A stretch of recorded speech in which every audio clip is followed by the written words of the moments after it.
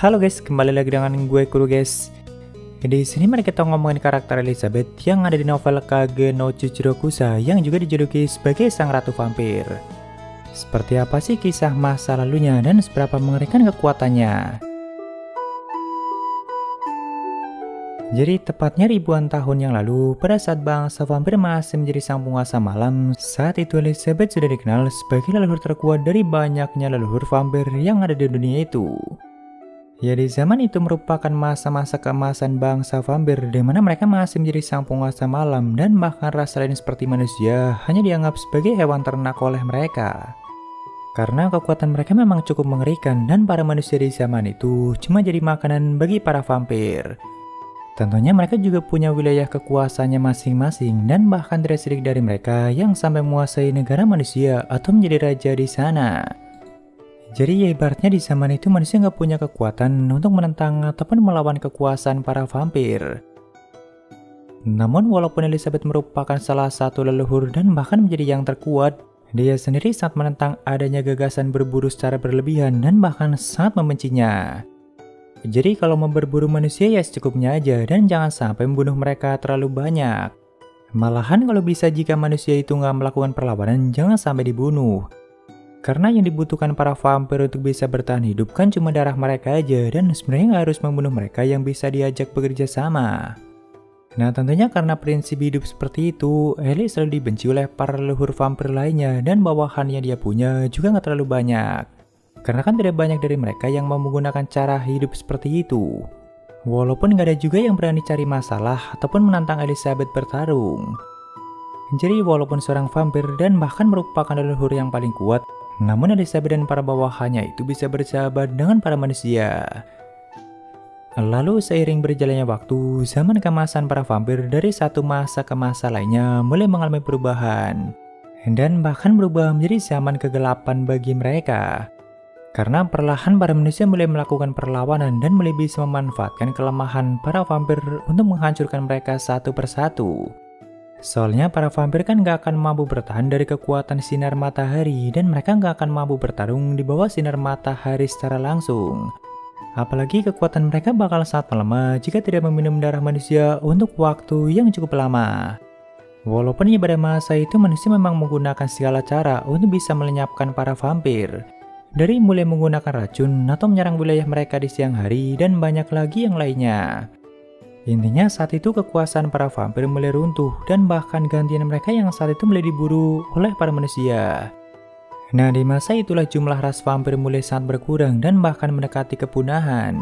Sedangkan untuk Elizabeth dan para bawahannya malah sudah mulai hidup berdampingan dengan para manusia. Pada masa itu di saat para vampir yang lain diburu oleh para manusia dan bahkan sampai mengalami pembantaian, Ellie dan para bawahannya malah mendapat perlindungan dari para manusia di wilayah yang mereka tinggali. Jadi saat itu mereka tinggal di sebuah wilayah kecil di sebelah perbatasan dan tentunya mereka hidup berdampingan dengan para manusia yang tinggal di sana. Mereka bersama-sama menjalankan wilayah itu dan hidup dengan cara yang cukup sederhana. Dari mulai mengolah lahan pertanian, lalu berburu monster dan mengandalkan kekuatan para vampir yang cukup kuat dan sebagainya. Karena untuk waktu yang cukup lama Elizabeth melarang para bawahannya untuk meminum darah manusia. Termasuk dirinya sendiri juga sudah tidak pernah meminum darah manusia dan ternyata mereka bisa hidup dengan cara seperti itu. Padahal sebenarnya sebagai leluhur vampir dia punya nafsu ribuan kali lebih kuat untuk meminum darah manusia. Tapi kan ternyata Ellie bisa menekan rasa haus darahnya itu dan bahkan sudah sering berdekatan dengan para manusia. Ya walaupun memang mereka menjadi jauh lebih lemah dan bahkan fisik dan kekuatan mereka hampir setara dengan para manusia. Kecuali untuk Elizabeth yang merupakan sang leluhur vampir hanya melemah sedikit saja. Cuma kan sebagai gantinya mereka jadi bisa keluar di siang hari dan bisa menahan kerusakan dari sinar matahari.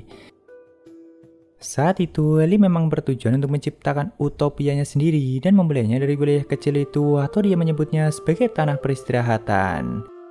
Bahkan jika ada vampir di luar sana yang berhasil kabur dan bertahan dari pembantaian yang dilakukan para manusia, maka Ellie akan menerimanya dengan baik dan mengizinkannya untuk tinggal di wilayah itu. Namun tentu dengan syarat dan aturan yang sudah ditetapkan. Walaupun ya tentu tidak banyak vampir yang mau hidup dengan cara seperti itu. Nah, untuk waktu yang cukup lama, mereka bisa menjalani kehidupan seperti itu dengan sangat baik dan juga mampu menjalankan wilayah itu tanpa adanya masalah. Sampai akhirnya tiba waktunya bulan merah akan segera muncul yang biasa terjadi 1000 tahun sekali. Ya, sebenarnya bulan merah itu merupakan fenomena gerhana total yang terjadi cukup lama. Cuma kan fenomena itu juga sangat mempengaruhi kekuatan para vampir. Jadi saat terjadinya bulan merah, maka kekuatan para vampir akan menjadi sangat meningkat dan rasa haus darah mereka juga menjadi sangat kuat. Tentunya bagi Ellie yang punya rasa haus darah ribuan kali lipat dari vampir normal lainnya akan menjadi sangat beresiko. Makanya saat itu Ellie sampai mengurung diri di kastilnya dan tidak akan keluar sampai bulan merah berakhir. Nah, dari dulu Ellie itu punya dua pelayan setia atau bawahan yang paling dia percayai, yaitu Mary dan juga Crimson yang nantinya bakal menjadi salah satu penguasa di kota tanpa hukum.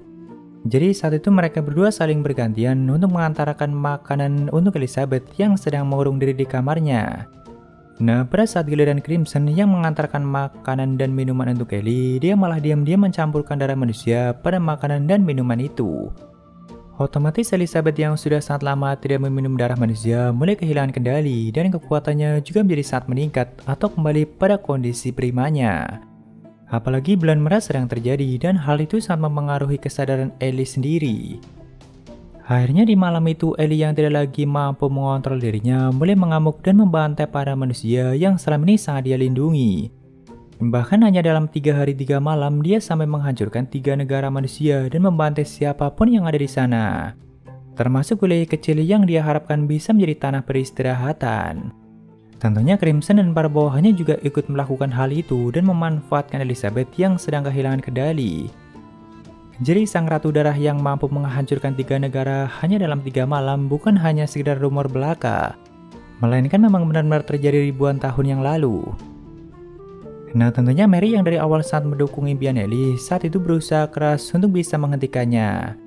Bahkan terpaksa Mary harus meminum darah manusia lagi supaya kekuatannya kembali meningkat dan supaya mampu mengalahkan Crimson dan para bawahannya. Walaupun dia hanya meminumnya dari mayat manusia yang baru saja mati akibat insiden itu.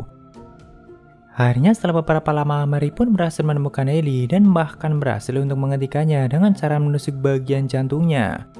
Walaupun saat itu Ellie sudah kembali mendapatkan kesadarannya dan memang sengaja memerintahkan Mary untuk menghentikannya.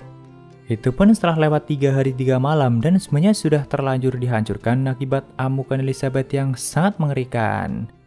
Bahkan Ellie memerintahkan Mary untuk membiarkannya menjadi abu dan membuang abunya ke laut supaya nggak ada lagi yang membangkitkannya.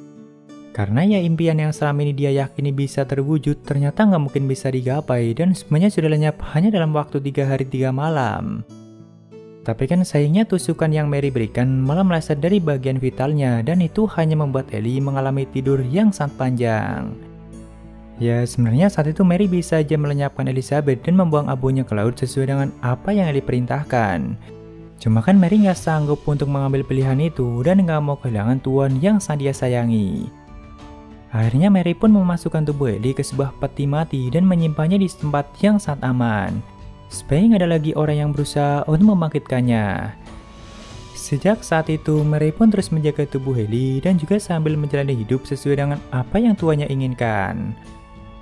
Lalu setelah ratusan tahun berlalu, akhirnya Crimson yang masih hidup berhasil menemukan keberadaan Mary, dan bahkan berhasil membawa tubuh Ellie yang nantinya bakal dia bangkitkan kembali.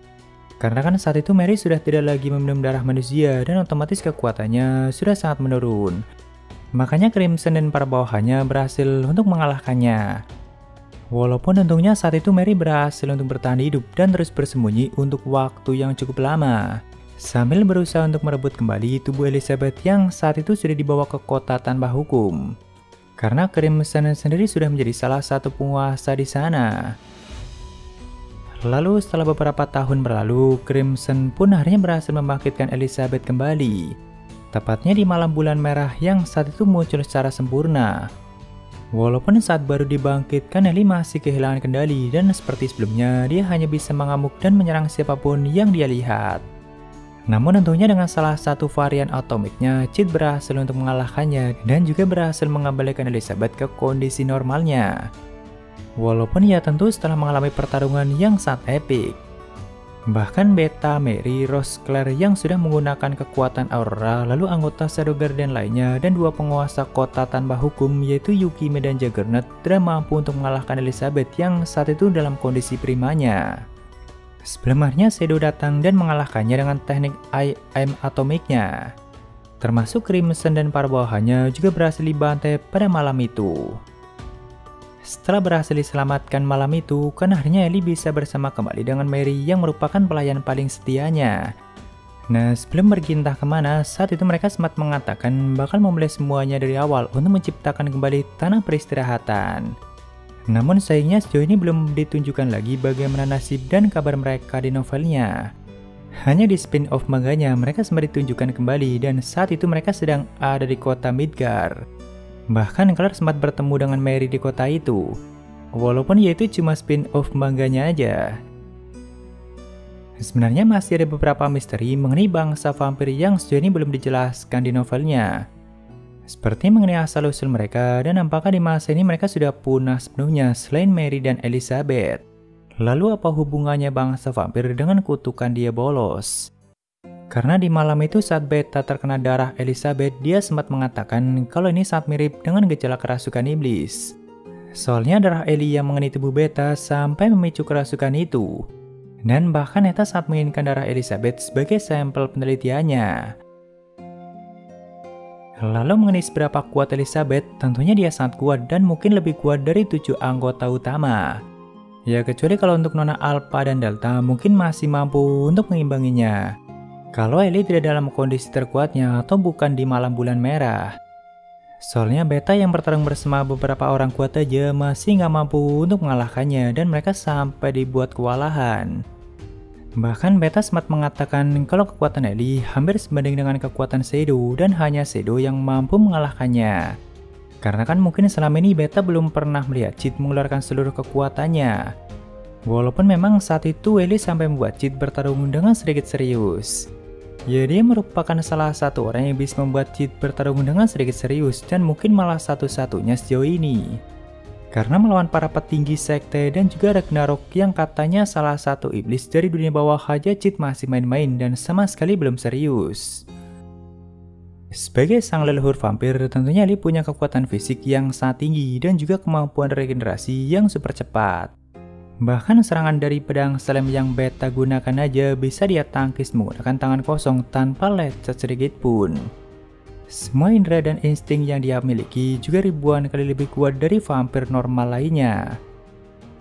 Ada beberapa teknik mematikan yang sempat Ellie gunakan dalam pertarungan di malam itu, yaitu klon darah yang memungkinkan dia untuk menciptakan banyak tiruan yang semuanya punya kekuatan yang sangat mengerikan. Kemungkinan ribuan tahun yang lalu Ellie menggunakan teknik ini dan menciptakan tiruan yang sangat banyak untuk menghancurkan sebuah negara. Sebenarnya teknik ini mirip seperti klon yang sempat digunakan Nelson. Cuma kan punya Nelson yang versi lemahnya.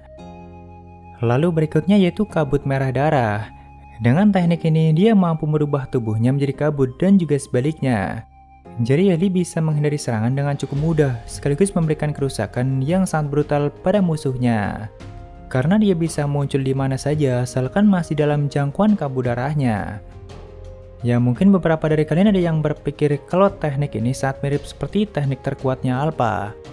Memang kelihatannya sangat mirip, namun sebenarnya konsepnya cukup berbeda. Karena kalau punya Alpha itu sampai ke tahap atomik. Lalu berikutnya yaitu kutukan vampir. Nah, dengan kemampuan ini Ellie bisa memberikan kutukan pada musuhnya yang bagi Beta hal itu sangat mirip seperti gejala kerasukan iblis. Jadi siapapun yang terkena darah Ellie, maka tubuhnya akan mulai membusuk dengan sangat cepat.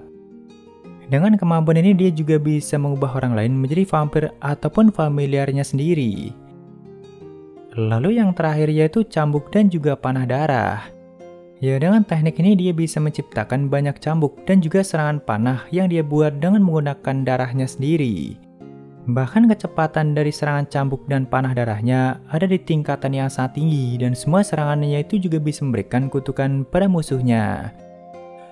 Ya walaupun punya variasi yang cukup banyak, namun semuanya itu menggunakan konsep dasar dari kemampuan alaminya sebagai vampir yaitu manipulasi darah. Cuma memang kemampuan manipulasi darah Elizabeth ada di tingkatan yang sangat berbeda atau jauh lebih tinggi dari semua leluhur dan bangsawan vampir yang ada. Karena sebenarnya para vampir yang ada di level bangsawan juga bisa menggunakan teknik seperti kabut darah. Tapi kan gak sekuat yang Elizabeth gunakan. Oh ya, sebenarnya para vampir juga punya kemampuan terbang dan bahkan dikatakan kecepatan terbang Elizabeth itu bisa menyaingi kecepatan terbang para naga kuno yang sempat hidup di masa lalu. Jadi dengan semua kekuatan yang sangat mengerikan itu, gue yakin Elizabeth ada di level yang lebih tinggi dari 7 anggota utama. Bahkan mungkin Nona Alpha, Delta, ataupun Zeta nggak akan mampu mengalahkannya jika 1 lawan 1. Tapi jika kalian punya pendapat lain, silahkan tulis saja di kolom komentar guys. Ya mungkin segitu aja untuk pembahasan kali ini, dan jika ada kesalahan gue minta maaf atau kalian bisa koreksi aja di bawah. Thank you udah mampir, sampai ketemu di video lainnya, salam kuru guys.